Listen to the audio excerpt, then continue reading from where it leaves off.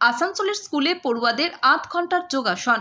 রাজ্যের স্বাস্থ্য ও পরিবার কল্যাণ দপ্তরের নির্দেশে মঙ্গলবার সকালে আসানসোলের উমারানীগড়ায় মহিলা কল্যাণ স্কুলে পড়ুয়াদের ৮ ঘন্টার একটি যোগা সেশন করা হয়। ভারত সরকারের আয়ুষ দপ্তরের কমন যোগা প্রোটোকলের আওতায় যোগা ফর স্কুল নামে ৮ ঘন্টার এই সেশনটি করা হয়েছে। এই সেশনে পড়ুয়াদের জন্য মূল বিষয়টি ছিল আসন, প্রাণায়াম ও যোগা। এদিন সকালে 7টা থেকে 7:30 পর্যন্ত এই সেশন হয়। এদিনের এই সেশনে স্কুলের বেশ কিছু পড়ুয়া অংশ নেয়। স্কুলের টিআইসি বা টিচার্স ইনচার্জ পাপিয়া ঘোষ সহ অন্যান্য শিক্ষকদের পরিচালনায় সেশনটি সুষ্ঠুভাবে সম্পন্ন হয়। প্রসঙ্গত, আগামী 21শে জুন প্রতি বছরের মতো এবছরে পালিত হবে আন্তর্জাতিক যোগা দিবস। তারই আগে স্কুল স্তরে এই যোগা সেশনের আয়োজন করা হচ্ছে। আসানসোল থেকে মনোজ রফের রিপোর্ট, সোজা কথা নিউজ।